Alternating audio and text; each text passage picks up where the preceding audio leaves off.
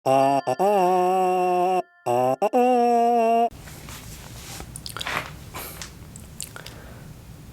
Assalamualaikum warahmatullahi wabarakatuh.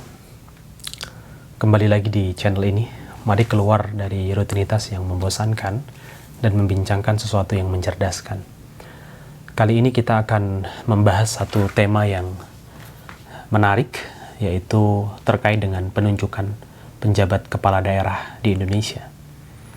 Ini sebagai konsekuensi logis dari penyelenggaraan pilkada serentak yang dilakukan di tahun 2024. Jadi di tahun 2024, seluruh daerah yang ada di Indonesia, dari mulai Sabang sampai Merauke, dari mulai Miangas sampai Rote, itu akan memilih gubernur, memilih bupati, memilih wali kota, ya.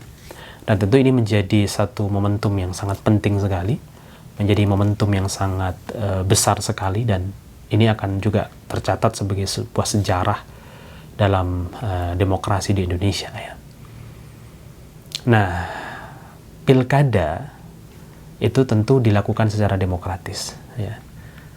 Ini sebagai mana yang telah diatur di dalam Undang-Undang Dasar kita, Undang-Undang Dasar 1945 di pasal 18 ayat 4, bahwa gubernur, bupati, wali kota ini menjabat sebagai kepala pemerintahan di provinsi, di kabupaten dan kota yang dipilih secara demokratis. Nah, konsekuensi dipilih secara demokratis ini, kepala daerah dipilih secara langsung oleh rakyat atau dipilih secara tidak langsung, artinya melalui lembaga perwakilan. Karena makna demokratis tentu sangat luas sekali. Tetapi kalau kita mengacu pada rezim Undang-Undang Pilkada, ya, Undang-Undang Nomor 10 tahun 2016, bahwa pemilihan kepala daerah kita, pemilihan bupati, wali kota, gubernur, itu dipilih secara langsung oleh masyarakat atau oleh rakyat. Yang itu kita nanti akan pilih bersama-sama secara serentak di tahun 2024. Ya, ini menariknya. Nah, konsekuensi logis juga dari pilkada serentak tahun 2024 itu menimbulkan implikasi hukum. Apa implikasinya? Ada sejumlah daerah-daerah yang kemudian akan mengalami kekosongan kepala daerah. Akan ada kepala-kepala daerah yang masa jabatannya akan habis sebelum tahun 2024. Tahun 2022 beberapa akan habis masa jabatannya. Tahun 2023 beberapa akan habis masa jabatannya. Nah, oleh karena itulah maka konsekuensi dari itu semuanya, ya, Undang-Undang Nomor 10 tahun 2016 itu telah mengaturnya. Bagaimana mekanismenya untuk mengisi kekosongan kepala daerah yang telah habis masa jabatannya. Sebagaimana yang telah diatur di dalam Undang-Undang Nomor 10 tahun 2016, ya, di pasal 201 ayat 10 dan ayat 11, ini menjelaskan bahwa gubernur, bupati, wali kota itu akan digantikan oleh penjabat kepala daerah sesuai dengan levelnya masing-masing. Ketika gubernur, ya, ketika gubernur itu akan digantikan oleh pejabat tinggi madya.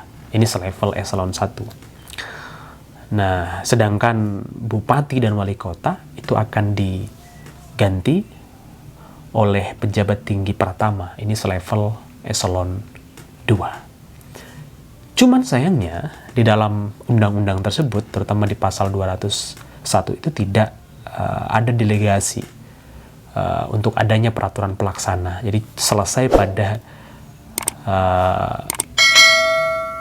pergantian atau penunjukan penjabat kepala daerah sebagaimana yang tadi saya sampaikan, hanya diganti oleh pejabat tinggi madya, pejabat tinggi pratama saja. Tapi bagaimana mekanisme penunjukannya, apa syarat-syaratnya, apa saja tugas dan wewenangnya, itu tidak ada mandat lebih jauh lagi begitu ya, tidak ada delegasi lebih jauh lagi untuk mengatur secara lebih komprehensif bagaimana mekanisme penunjukan penjabat kepala daerah tersebut.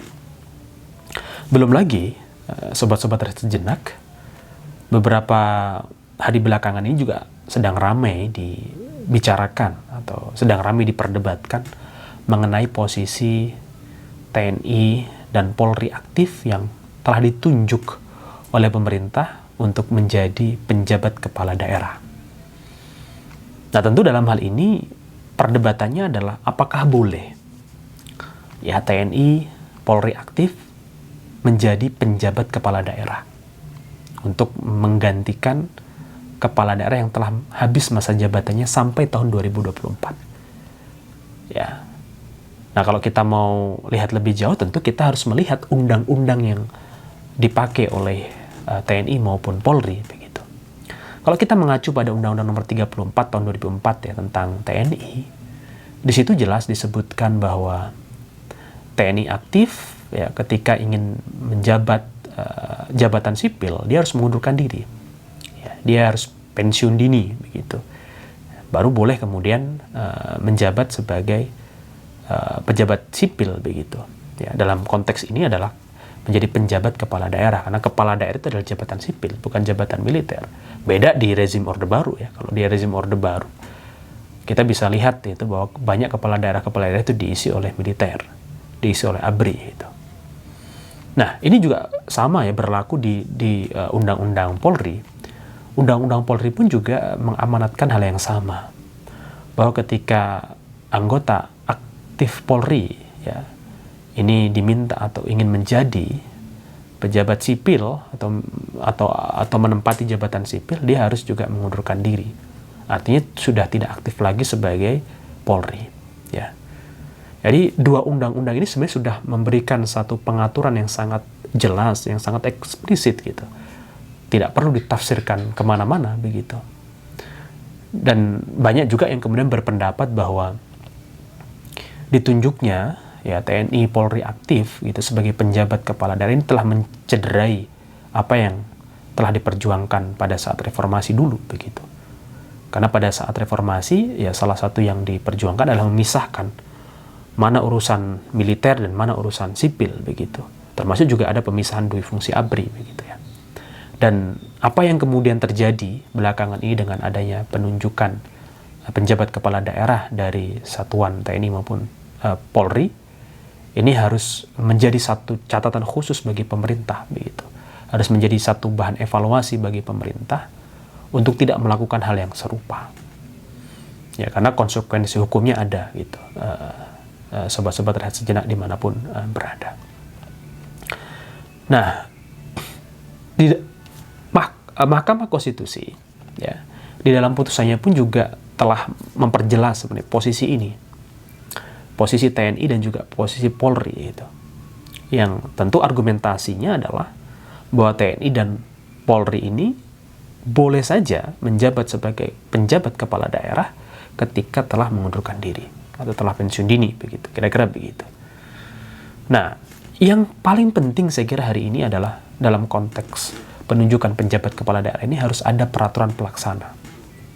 Ini sebagai pelaksanaan dari pasal 201 ya, Undang-Undang Nomor 10 tahun 2016 tentunya. Harus ada pengaturan mengenai bagaimana mekanisme pemilihan penjabat kepala daerah. Meskipun sudah ada secara umum ya, bahwa penjabat kepala daerah itu dipilih dari pejabat tinggi madya dan juga pejabat tinggi pratama. Tetapi harus diatur apa syarat-syarat yang lain gitu sehingga penjabat kepala daerah itu betul-betul mampu nantinya menjadi pemimpin di daerah itu untuk menyelenggarakan pemerintahan. Bayangkan saja kalau penjabat kepala daerah tersebut malah justru menyalahgunakan wewenang misalnya, karena itu potensial terjadi ya.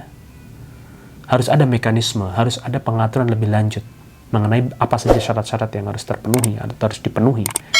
Misalnya terkait dengan keahlian manajerial, keahlian pengelolaan, ya, kemudian juga apa saja yang menjadi tugas dan wewenang, batasan-batasannya apa saja Sehingga penjabat kepala daerah pun juga tidak overlap gitu terhadap kewenangan, tidak mencampur adukan kewenangan, tidak melampaui kewenangan, begitu kan, dan lain sebagainya. Nah, ini yang tentu kita harapkan bersama. Kalau ternyata penjabat kepala daerah itu malah justru menimbulkan masalah, siapa yang paling dirugikan? Tentu yang paling dirugikan adalah kita. Yang paling dirugikan adalah masyarakat. Ya. Karena penjabat kepala daerah tidak mampu untuk menjalankan tugas dan wewenangnya sebagaimana yang diharapkan. Oleh karena itulah maka harus ada peraturan pelaksananya. Nah, cuman sampai hari ini belum ada tanda-tandanya, ya, belum ada tanda-tandanya. Belum ada tanda-tanda peraturan pelaksana itu akan segera dibentuk begitu. Nah, tentu kita harus terus mendorong ya agar pemerintah ini segera membuat peraturan pelaksana. Mengingat juga Mahkamah Konstitusi di dalam putusannya, di putusan nomor 67 tahun 2021, sesungguhnya juga telah di dalam pertimbangannya telah memutuskan bahwa pemerintah harus membuat peraturan pelaksana untuk memperjelas bagaimana mekanisme itu dilakukan, bagaimana mekanisme, bagaimana proses penunjukan penjabat kepala daerah sampai tahun 2024. Ini masih ada sisa waktu. Tahun 2022, beberapa bulan yang akan datang sampai tahun 2024 ya. Masih ada ratusan kepala daerah yang nanti akan habis masa jabatan yang harus diisi oleh penjabat kepala daerah, dan ini saya kira harus segera dibentuk peraturan pelaksananya atau peraturan pemerintah.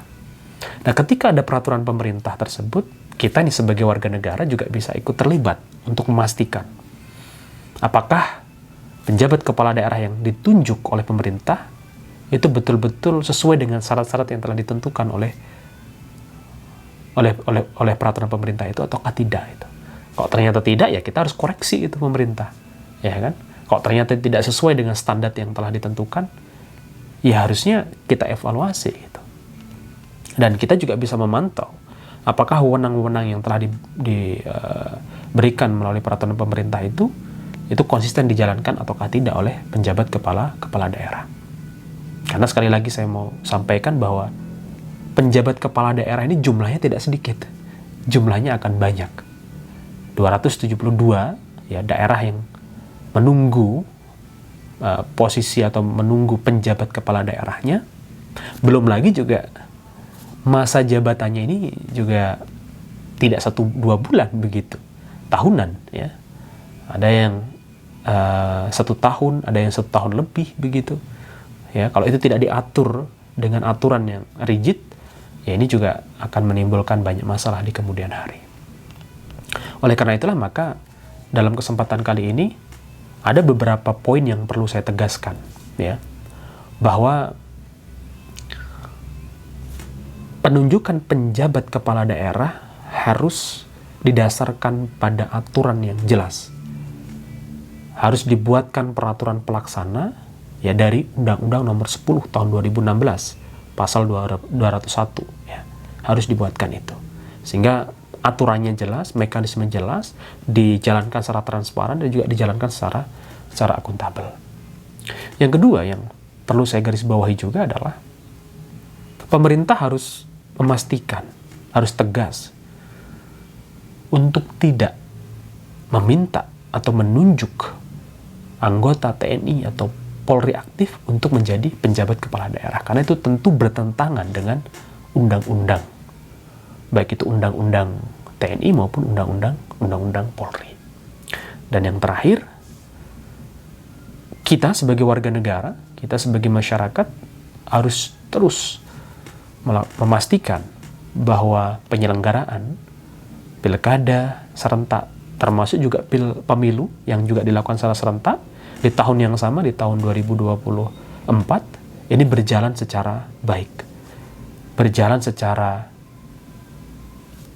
jujur, adil, langsung, rahasia, umum. Ya, itu sebagai konsekuensi dari asas penyelenggaraan pemilu dan juga penyelenggaraan pilkada. Dan tentu kita berharap bahwa pilkada serentak dan juga pemilu serentak tahun 2024 akan menghasilkan pemimpin-pemimpin yang berintegritas, pemimpin-pemimpin yang memiliki kapasitas dan punya kapabilitas, pemimpin-pemimpin yang mampu menyuarakan kepentingan kita bersama, ya, mampu menghadirkan kesejahteraan bagi kita semuanya. Sekian dari saya, ya. Mudah-mudahan hal yang sederhana ini membuka wawasan kita, membuka pola pikir kita, ya, dan memiliki dampak yang baik begitu dalam konteks bagaimana kita bernegara. Sekian, jangan lupa subscribe, like, komen, dan juga bagikan. Terima kasih banyak. Assalamualaikum warahmatullahi wabarakatuh. Salam perubahan.